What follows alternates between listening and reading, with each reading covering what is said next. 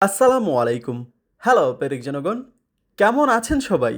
আজকে যে আমি খিচুড়ি খাবো, এইটা মনে হয় যারা ঢাকায় আছেন তারা হয়তোবা জানতেন। কারণ আমাদের বাসায় ঠান্ডা এবং বৃষ্টির দিনগুলোতে সাধারণত খিচুড়ি রান্না করা হয়ে থাকে।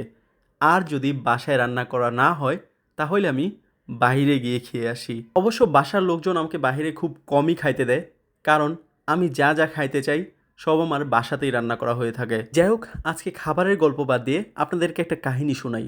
এক কাঠ মিস্ত্রির কাহিনী, যিনি কাঠ দিয়ে আসবাবপত্র বানিয়ে থাকেন। এই কাহিনীটা যার কাছ থেকে আমি শুনেছিলাম, তার সঙ্গে ওই দিনই ওই রকমই একটা কাহিনী হয়েছিল, যেটা এখানে শেয়ার করা যাবে না। তবে কাঠ মিস্ত্রির কাহিনীটা শেয়ার করা যাবে। পাকিস্তানের কোনো এক এলাকায় একজন দক্ষ কাঠ মিস্ত্রি ছিলেন।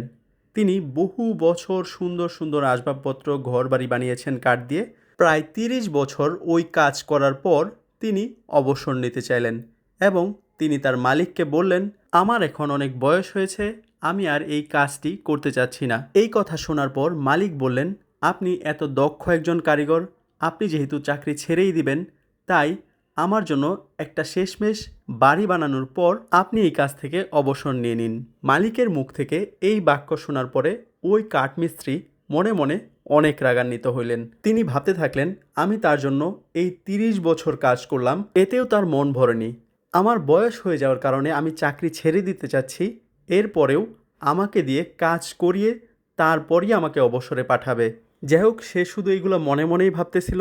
এই মুহূর্তে তার ওই বাড়ি বানানো ছাড়া আর কোনো পথই খোলা ছিল না। তাই ওই কাঠমিস্ত্রি খুব তাড়াতাড়ি বাড়ি বানানোর কাজ শুরু করে দেয় এবং যেন তেন রকমে একটা বাড়ি বানিয়ে ফেলে। এবং ওই বাড়িটি ছিল তার জীবনে বানানো সবচাইতে খারাপ বাড়িগুলোর মধ্যে একটা।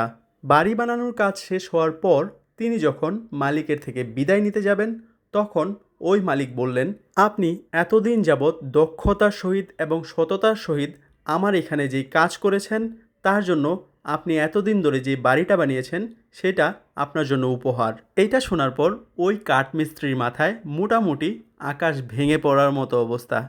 তাই আপনি যেই কাজই যখনই করেন না কেন, সেটা সর্বোচ্চ মনোযোগ দিয়ে এবং নিষ্ঠার সাথে করার চেষ্টা করবেন। কারণ এমনও হইতে পারে ওই একটি কাজই আপনার জীবনও বদলে দিতে পারে। যাই হোক, আজকের মতো জ্ঞান বাটাবাটি এতটুকুই। আর যাদের কাছে আমার এই ভিডিওটি ভালো লেগেছে তারা অবশ্যই ভিডিওটি শেয়ার করে দেবেন। আর যারা যারা খিচুড়ি পছন্দ করেন তারা তো অবশ্যই শেয়ার করবেন। খিচুড়ির গল্প করতে করতে তো পায়েসের প্রশংসা করতে ভুলেই গিয়েছিলাম। আজকের পায়েসটা বেশ মজাদার ছিল, তবে একটু সাবুদানা হলে বেশি ভালো হতো, কারণ পায়েসের মধ্যে সাবুদানাটা আমার বেশ ভালো লাগে।